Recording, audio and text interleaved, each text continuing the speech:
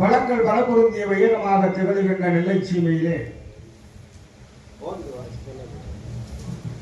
அருள்மிகு ஊசிக்காட்டு சுடலை ஆண்டவருடைய திருக்கோவில் ஆலயம், அதாவது நம்பிப்பத்து காமராஜர் நகர். அப்படி காமராஜர் நகரிலே வடமோடு வடக்கு திருமுகமாகவே கிழக்கு திருமுகமாகவே அமர்ந்து அருள் பாலித்துக் கொண்டிருக்கும் ஆண்டவராகிய ஊசிக்காட்டு சுடலை ஆண்டவருடைய திருக்கோவிலில் இந்த இனிய திருவிழாவில் அன்னை குறைவிழா தை மாத திருவிழா, தை திருவிழா சிறப்பாகவே நடைபெற்று வருகிறது. இந்த கோவிலை சார்ந்த இந்து நாடார்கள், சான்றோர் குல பெருமக்கள் பத்திரகாளியுடைய பாலகர்கள் என்றும் அழைப்பார்கள். வாழைக்கு 2 முறை வரக்கண்ட வள்ளல்கள், புலிப்பால் குடித்து வளர்ந்த புண்ணியவான்கள் என்றும் பத்திரகாளியுடைய பாலகர்கள் என்றும் அழைக்கப்படுகின்ற பறைசாற்றுகின்ற இந்த நாடார்கள் சமுதாயத்தை சார்ந்த நம்பிப்பத்து நகரானதில் வாழ்ந்து வரக்கூடிய பெரியோர்கள், தாய்மார்கள், குழந்தைகள், மாணவர்கள், மாணவி கண்மணிமார்களோடு மற்றும் இந்த விழாவினை சிறப்பாக முன்னின்று நடத்தி வரக்கூடிய விழாக்குழு தலைவர், செயலாளர், பொருளாளர்கள் மற்றும் உள்ள அன்பர்கள், பக்தர்கள் அனைவர்களுக்கும் இந்த சன்னிதானத்தில், ஆண்டவனுடைய சன்னிதானத்தில் நமக்கு மீண்டும் பாடுவதற்கு வாய்ப்பினை வழங்கிய சான்றோர் குல பெருமக்கள் அனைவர்களுக்கும், விழாக்குழு தலைவர், செயலாளர், பொருளாளர்கள் அவர்களுக்கும் மனமார்ந்த நன்றியை தெரிவித்துக் கொண்டு, இப்போது மாயவன் மதுசூதனன் எம்பெருமான் நமோ நாராயணம்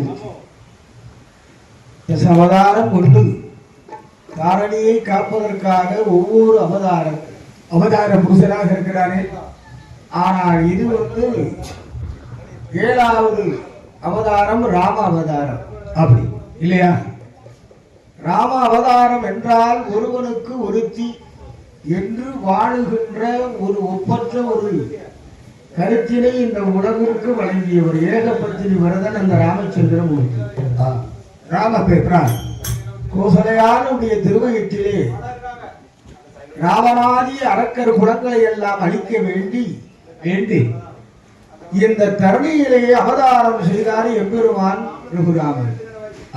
அவதார பூசனாக அவதரித்தாரே அந்த மாயவனார் எம்பெருமான் குருசுவாமி. எம்பெருமான்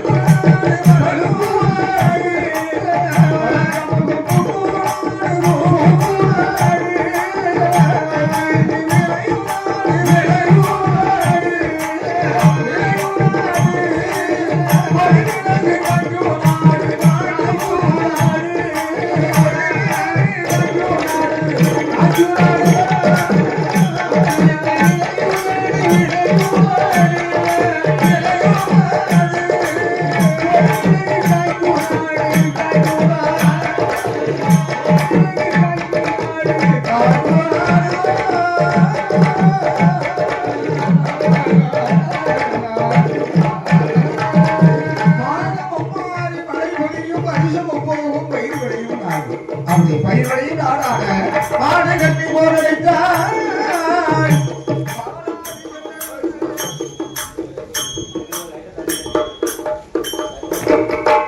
மாடு கட்டி போரடித்தார் மாநாடு சென்னல் என்று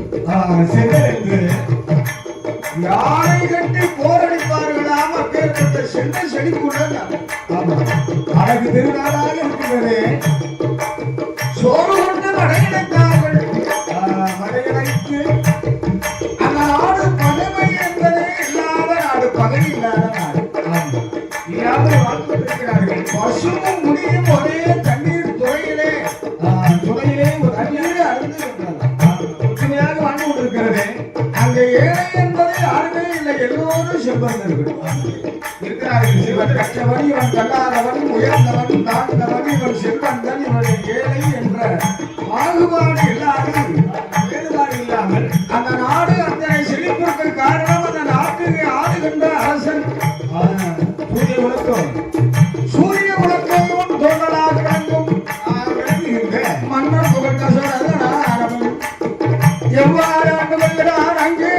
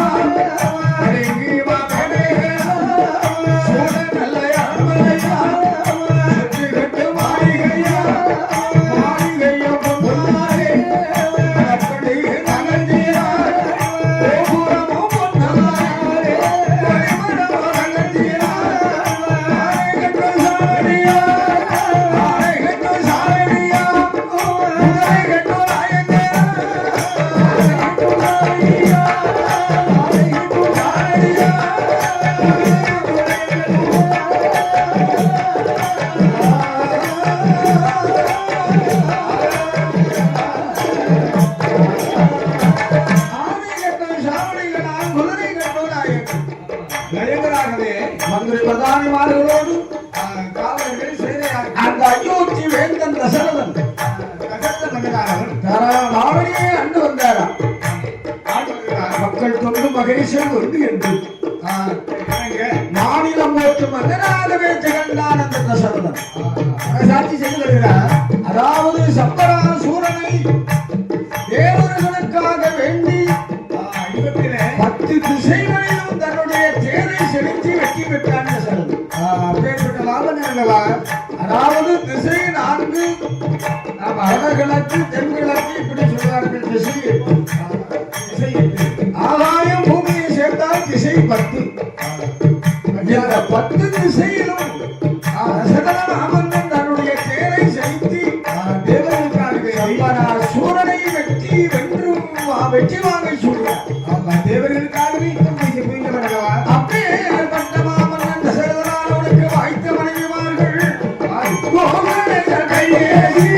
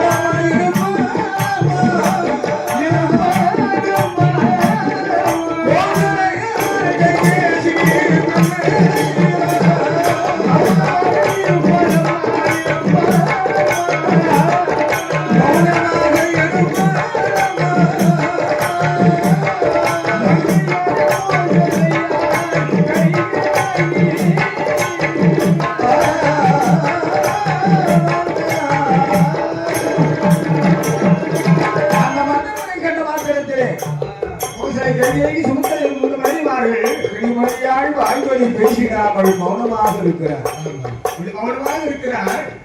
இதனை ஏறிட்டு பார்த்தான் நரகுருமான். தசரதன் முகம் பார்த்து அடுத்ததை காட்டும் பணிக்கு போல் நெஞ்சம் கடுத்ததை காட்டும் முகம். முகம் என்று சொல்வார்களே, நிலை கண்ணாடி முன்னாலே போய் நாம் நின்றால் நம்மளுடைய உருவம் அங்கே ஆனால் அகத்தில் உள்ள எண்ணம், மனதில் உள்ள அது துக்கமாக இருந்தாலும் இன்பமாக இருந்தாலுமே அது முகத்திலே தெரியும். ஆமா, கண்ணாடியாகவே அது காட்டி கொடுத்து விடும். அகத்தின் அழகு முகத்திலே அதான் சொன்னாங்க. அந்த கோசலையான கைகேசியினுடைய திருமணத்தை பார்த்தார். பார்த்த உடனே அடிவாடியம்மா பெண்மையிலே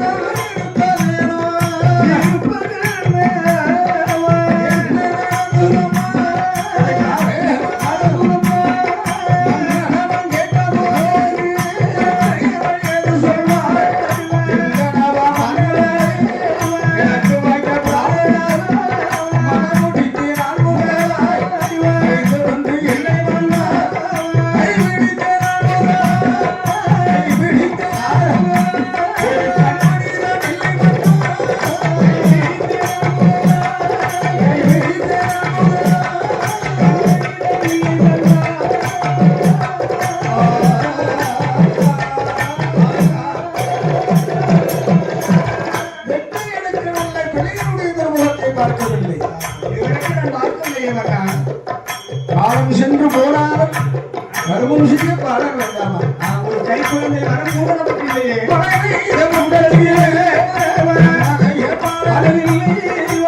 குணத்தை தண்ணீர் பாடலில்லை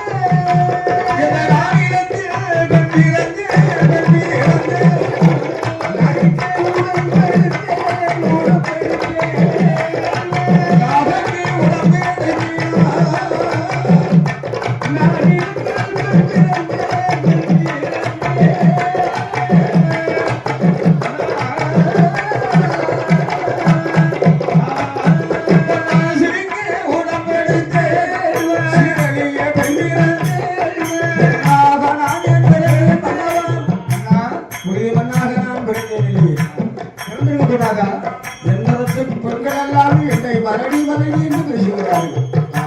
நாடுமன்றமாக பேசுகிறார்களே. நான் தான் மரடாகி போனேன். வளர்த்த சிவனல்ல மலராகி போனதோ போய்விட்டதா? நான் தான் மலராகி விட்டேன். நான் வளர்த்த சிவங்கள் எல்லாம் மலராகி போனேன். இவள்தான் மலராக போகிறேன்.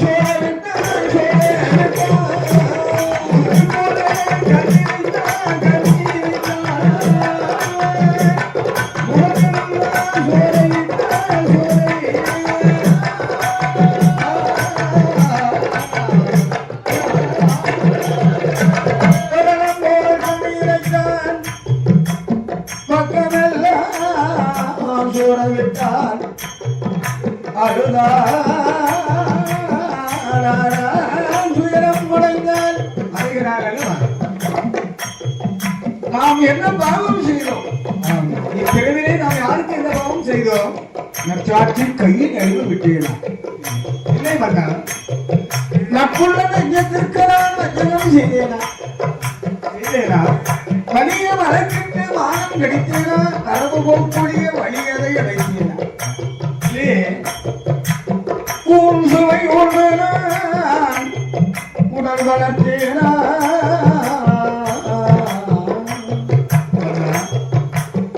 கொலைகளவை செய்வோருக்கு நான் செய்பவர்க்கு உபகாரம் நான் செய்தேனா? செய்தேனா? கடைஞ்சி ஒழித்தோரை காட்டி கொடுத்தேனா? நற்கொடைய மாதரை கருவழிக்க நான் செய்தேனோ? முத்து போல கண்ணீரை காற்று போல கண்ணீரை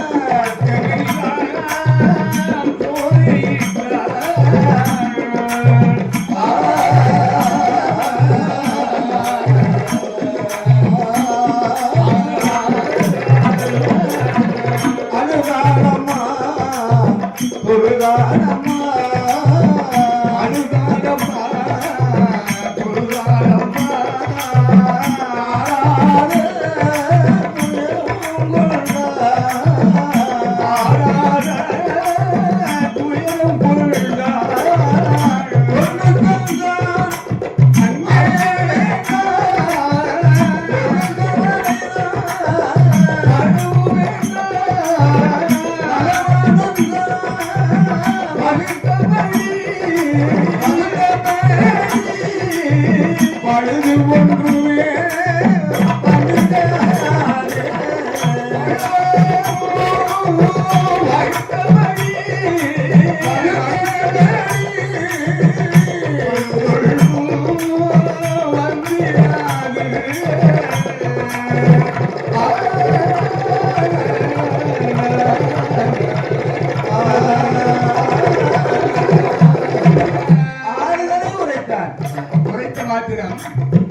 அப்படியானால் அம்மா பெண்களிடத்தில் ஏராளமான பொன்பொருள் இருக்கிறது, சொத்து சுகமெல்லாம் ஏராளமாக இருக்கிறது. நாம் ஏதாகிலும் தர்மம் செய்து பார்க்கலாம். ஆமா, அந்த தர்மத்தின் பயனாக ஒரு தர்ம குழந்தை கிடைக்காத நிச்சயமாக என்பதாக மந்திரியை வரவழைத்தான். அழைத்தான் தசரதம் மன்னனானவன் ஒரு குழந்தை செல்வத்திற்காக வேண்டி அவன் மந்திரியை வரவழைத்தான்.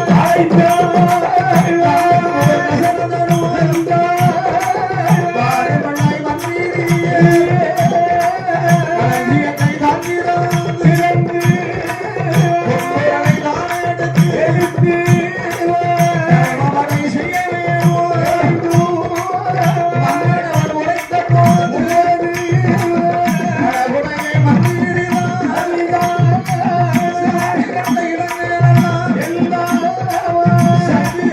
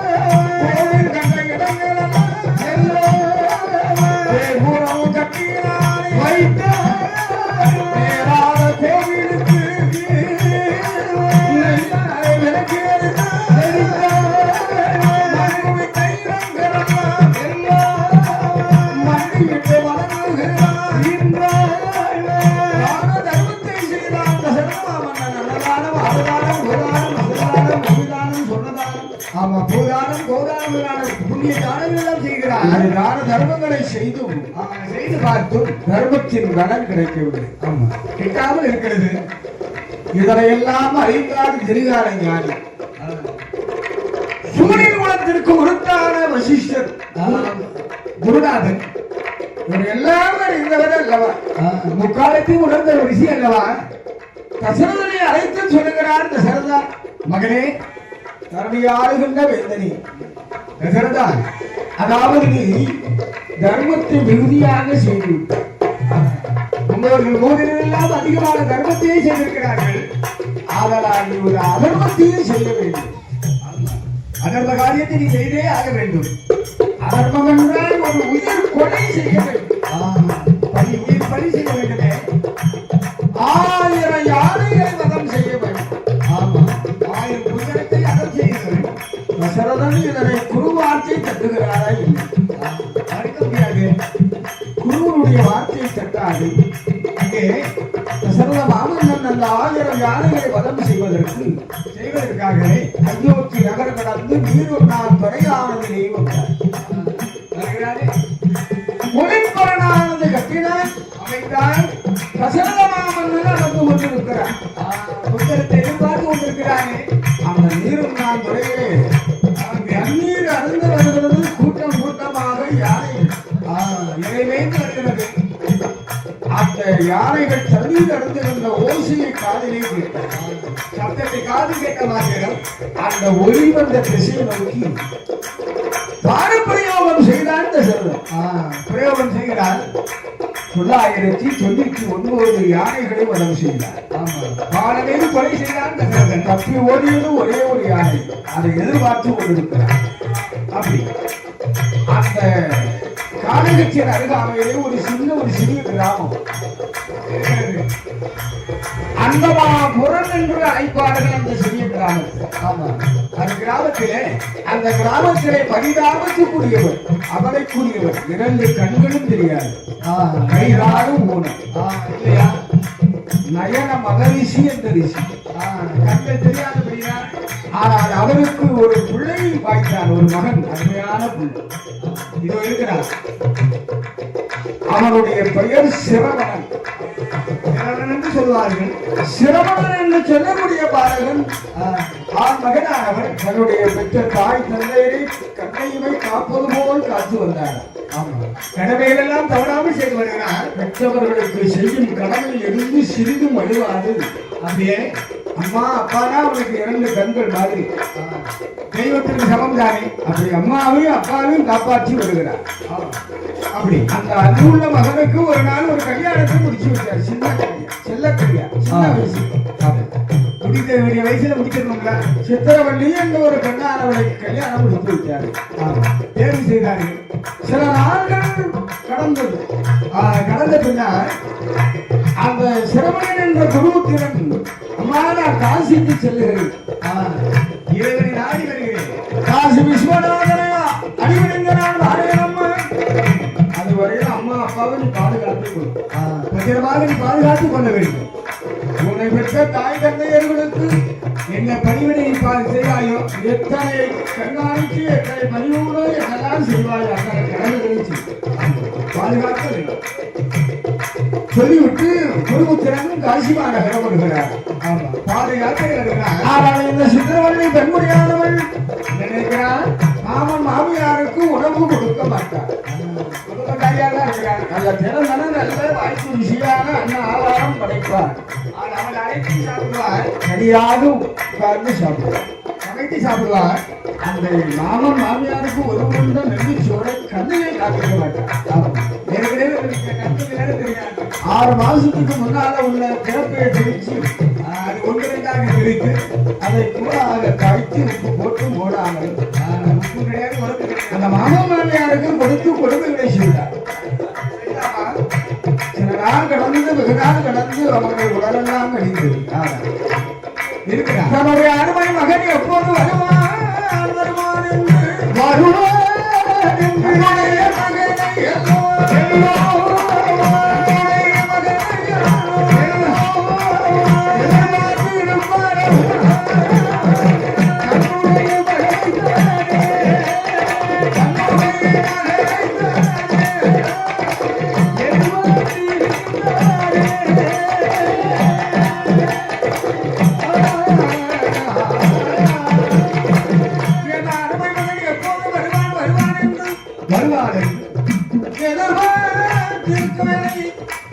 வேலையிலே காசிகளே சென்று பாடங்களை முடித்து தன்னுடைய அரண்மனை வந்து சேர்ந்தான் இந்த குருபுத்திரன். ஆமா, பத்தி சேர்ந்தான்.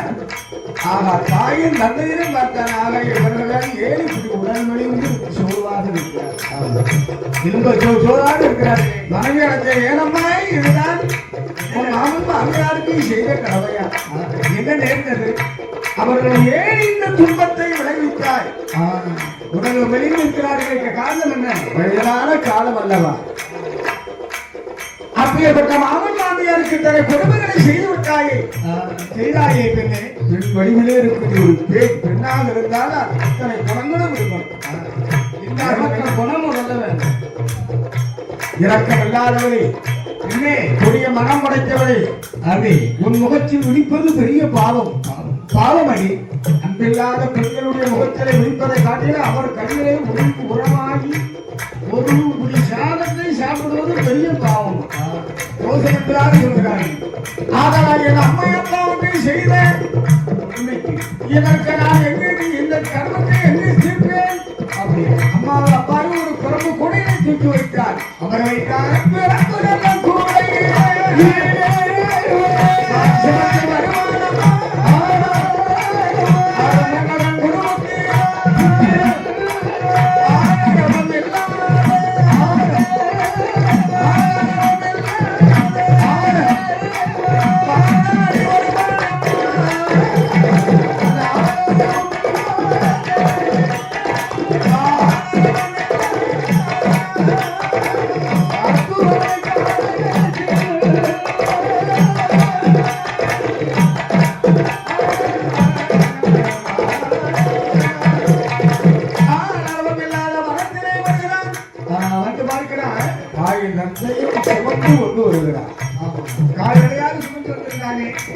அப்போது தந்தையை பார்க்கிறார். மகனே குருபுத்திரா, என்னப்பா? எனது அருமை செல்வனே, மகனே தண்ணீர் வேண்டும், தாகவிடை தீர்க்க வேண்டும் மகனே. தாகம் இருக்கிறேன். குருபுத்திரன் சொல்கிறார், அப்பா அம்மா, மிருகங்கள் எல்லாம் சுறுசுறுக்கும் மனம். எந்த காட்டிலே இந்த வனத்திலே உங்கள் தாகத்தை தீர்ப்பதற்கு தண்ணீருக்கு நான் எங்கு செல்வேன் தந்தையே என்றார். அருமை மகனே பரகம் குருபுத்திரா, பச்சி பறவை இனங்கள் உயிரினங்கள் எங்கே கூடி வாழ்கின்றதோ வாசம் செய்கிறதோ, ஒலி பறவையுடைய சத்தம் எங்கே இருக்கிறதோ அந்த இடத்தை நோக்கி சென்று பார். கண்டிப்பாக நீர்த்துறை கண்டிப்பாக இருக்கலாம். துறை துறை இருந்தாங்க துறை காலத்தில். அப்படி மகனிடத்தில் சொன்னாரல்லவா குருபுத்திரனா, அவன் இப்படியே தாய் தந்தையை விட்டு சென்றுமானால் காலகத்தில் உள்ள மிருகங்கள் எல்லாம் தாய் தந்தையை தீண்டிவிடும். உயிருக்கு ஆபத்தில் வரக்கூடாது. அம்மாவும் அப்பாவும் துன்பத்திற்கு ஆளாகி விடுவார்கள் என்பதாக ஒரு பிறப்பு கூடையவர் ஆரம்பத்தில் விடுதலை கட்டி ஆரம்பை மகனாக குருபுத்திரனானவன் மக்களும்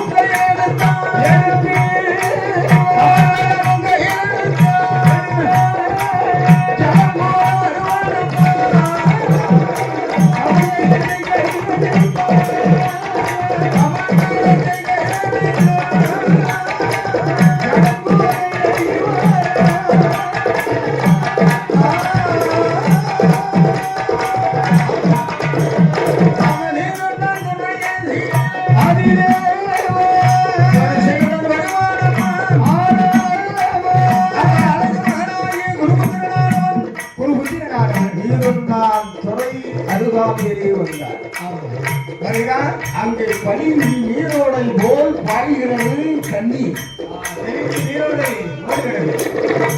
இதை கண்டவுடனே உனக்கு ஆனந்தம் கழிந்தால் ஆகா தாய் தந்தையுடைய தாகம் தீர்ப்பதற்கு தெரிந்த நீரோடை ஓடுகிறது. இதே இருக்கிறது.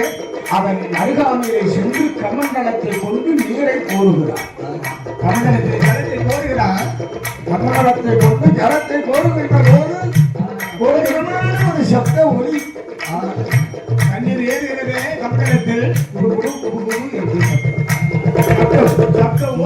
இருக்கிறானே மன்னர்புரமான சரதனானவன் காதலில் போய்விட அந்த ஒலி ஓசை எப்படி கேட்கிறதா, எப்படி தப்பி ஓடிய யானை வந்து தண்ணீர் அருந்துவது போல அந்த ஓசை இருந்தது.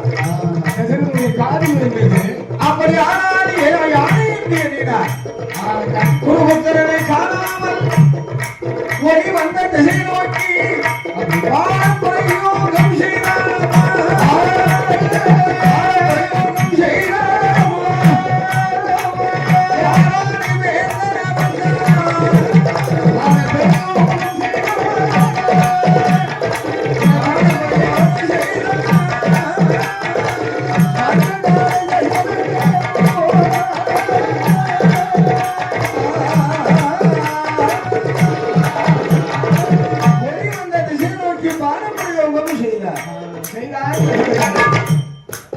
தசரதனுடைய கரத்திலிருந்து விடுபட்ட அந்த பானம் அம்பானது குருபுத்திரன் சிரவணனுடைய மார்பிலேயே பாய்ந்தது. அம்மா என்ற அலறி அந்த ஆற்று மணலிலே வேறற்ற மரமோல் கீழ் விழுந்தான். கடுகிலே குச்சியாகி விழுந்தான். தன்னுடைய மார்பிலே கைத்திருந்த அந்த பானத்தை கையினால் பிடித்து அந்த ஆற்று மணலிலே ஒரு வாசகத்தை எழுதி மடிந்து விட்டார். இந்த தண்ணீரை என் தாய் தந்தையருக்கு சேர்த்து விடுங்கள், புண்ணியம் உண்டு சொல்கிறானே. வாசகத்தை எழுதி மடிந்து விட்டார். இந்த குரலோசை மானிடனுடைய சப்தம் மன்னர் புகழ் தசரதன் காதிலே விடுத்து அச்சமுட்டானாரா. யானை என்று அல்லவா ஒழித்தோம் அந்த திசை நோக்கி பானப்பிரயோகம் செய்தோம். ஆனால் அங்கே ஒரு மாநிலனுடைய சப்தம் கேட்கிறது, குரலோசை கேட்கிறது. கைவதறி காண்பதறி ஓடோடி வருகிறான் அந்த ஆற்று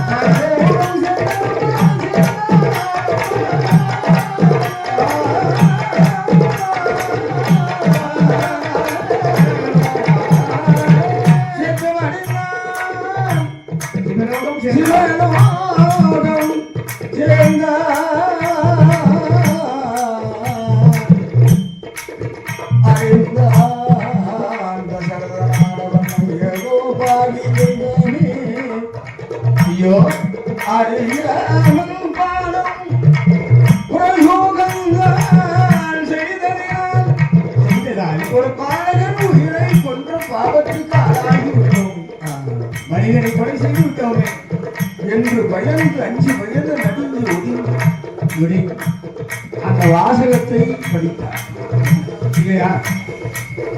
அவரே கவிழத்தை எடுத்து கையெடுத்து நடந்து வந்தாரே அவருடைய காலடி தடம் கடமாக்கி அதனை கண்டு வருகிறார். அந்த சரதன் அதன் பாதையாக வந்தார். ஆமா, ஆன மரத்தின் அடியிலேயே அருகாமையில் வந்தபோது தசரதன் ராமனின் வரவை தன்னுடைய மகனே என்று எண்ணினார். எதிர்பார்த்து கொண்டிருக்கிறார்கள். ரிஷியானவருக்கு கண்களிலிருந்தும் தெரியாதல்லவா, தெரியாத நிலை. காலடி ஓசை கேட்டவுடனே கண்மணியாக வருகிறார். அருமை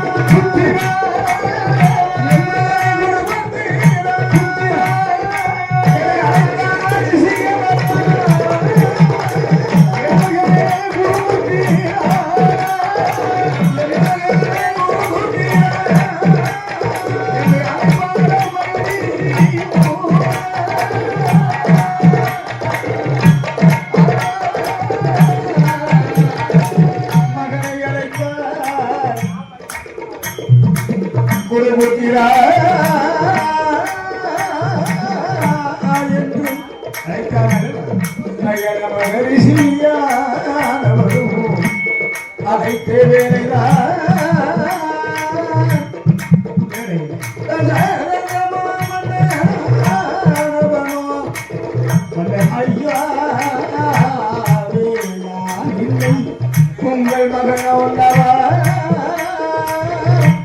அப்படி ஒரு மகன் இந்த பாவியானவன்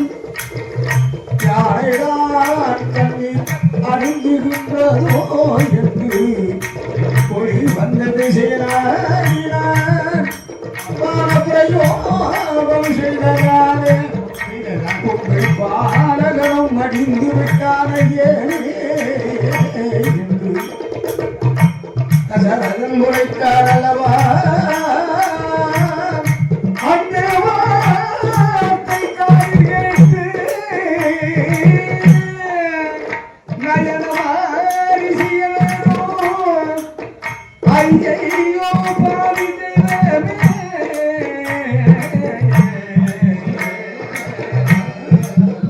அநியாயம் நெருங்குதையார்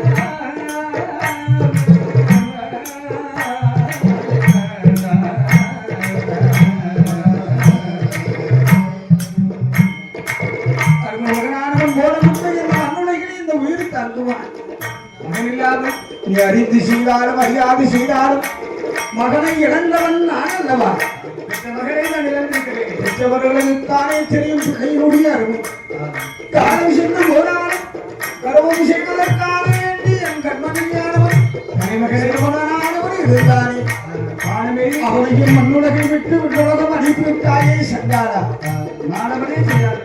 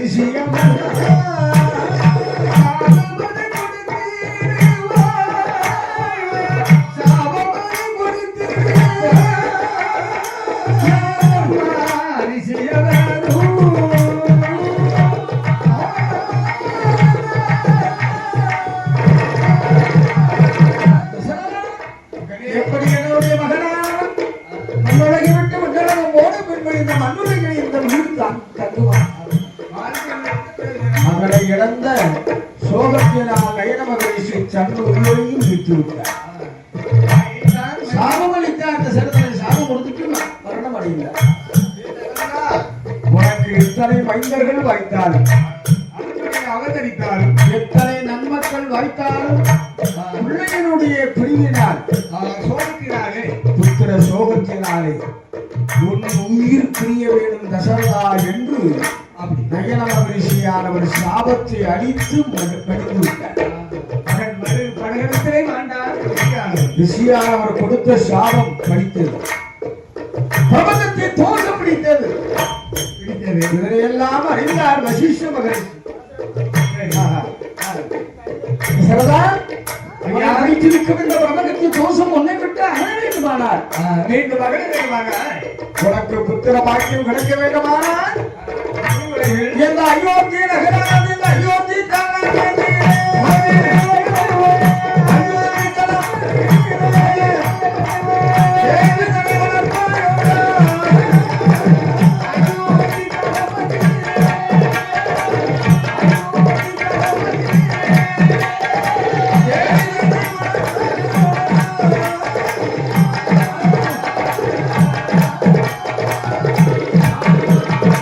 கலைக்கோட்டு மொழி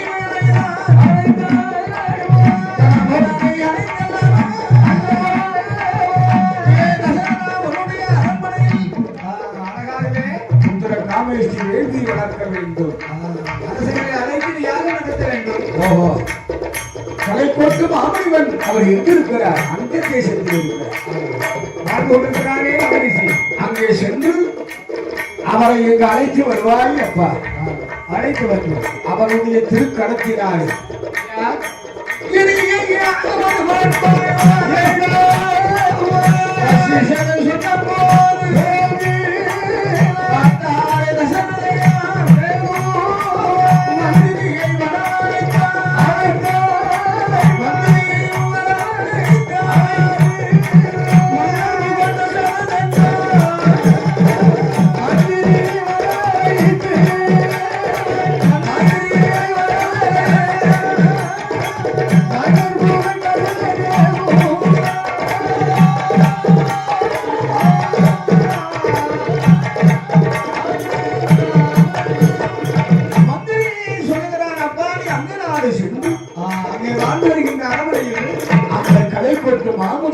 அயோத்தி நகர் அழைத்து வருவார்கள்.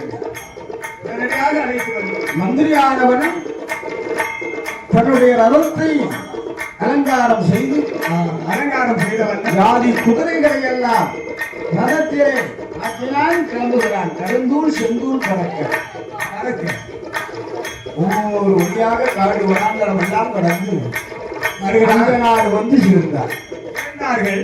அங்க தேசத்து அரசன் ரோமபாதன் அயோத்தியில் இருந்து தசரதனுடைய மந்திரியானவன் சுரேந்திரன் வந்திருக்கிறான் என்று ஆனந்தம் கொண்டார், மகிழ்ந்தார். அவர் வரவை கண்டு அவர் எதற்காக வந்தார் என்பதையெல்லாம் அறிந்து கடை போட்டு மாமுனிவரை அழைத்தார். அப்பா ஐயா, இதோ இந்த மந்திரியோடு தாங்கள் அயோத்தி நகரம் செல்ல வேண்டும். அயோத்தி நகரம் சென்று தசரதனுக்கு மைந்தனால் இல்லாத குறைகளை எல்லாம் தாங்கள் தாங்கி இருக்க வேண்டும்.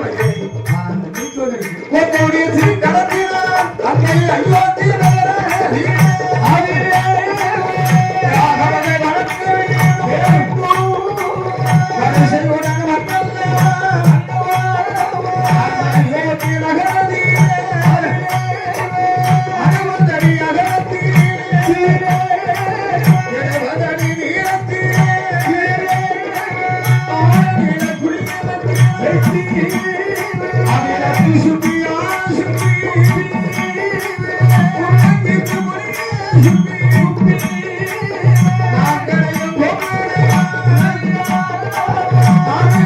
Oh,